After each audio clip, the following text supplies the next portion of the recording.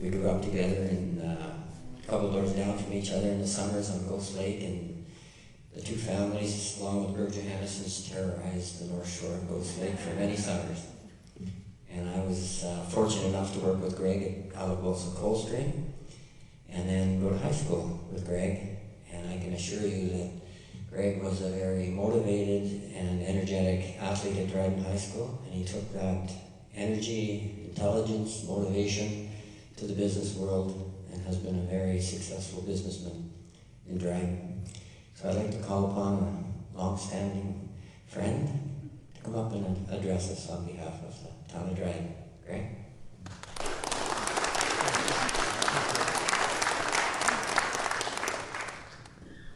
Every time I come up here, there's some kind of faux pas I follow.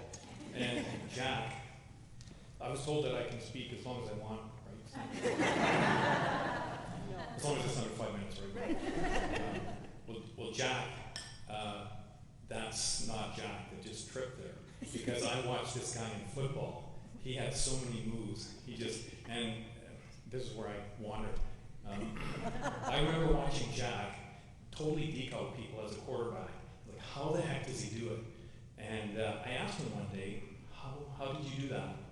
And he just said, well, you know, I get a certain speed, like I'm running full tilt, and then they get the angle on me, and then I turn it on, and you know, all that sort of stuff. I was like, wow, that's great. So about 20 years later, I was talking to my daughter, who was dating this fellow who was playing football, and I told him your secret, you got a touchdown the next game.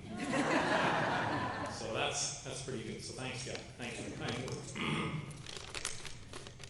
So, District Governor Krebs, President Jack, Vice President Ed Iskra, and distinguished Rotarians. It is indeed an honor and a privilege, and really it's a joy to bring greetings on behalf of the city.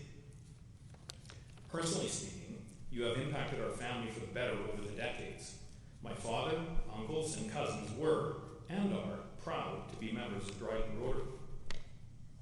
As mayor, I am encouraged to see local clubs growing their membership lists and acknowledging the stellar efforts of Drydenites who have continuously, over the course of their lifetime, not just a few years, you know, or a decade or two, but over their lifetime, exemplify the Rotary motto, service above self.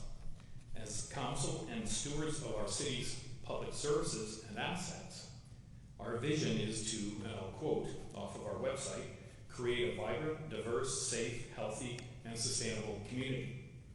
Volunteer organizations play a significant role in helping us live out that vision for the benefit of all who visit, and especially for those who make Dryden their home. It is certainly in the city's best interests to support Rotary efforts as they support the community. A quick scan of your website reveals the multiple ways you have effectively engaged with and supported Dryden in so many ways since 1942. Something about the DNA of Dryden Rotary is of particular benefit to the city as a whole. You display an ability to effectively plumb the breadth and depth of every aspect of work and play in our fair city by selflessly, and I would say sometimes fearlessly, searching out the varied interests, goals, and passions of individuals and organizations from every nook and cranny of social, political, and business life found in our 25 square miles of land called Dryden, and then providing them with a platform to publicly share themselves with others. Your promotional efforts are what strengthen our city's social and economic fabric, so thank you. And tonight, you've done it again. Bill, Karen, and Wendy, I can't think of a higher accolade than to be recognized this night by such an esteemed group of men and women. Please also accept our deepest gratitude for your years of community service on behalf of the city of Dryden. And I have one last order of business before I sit down. I'd also like to take this opportunity to make a small donation to Rotary, known in Rotary speak as a fine, as late payment for my guest lunch in February.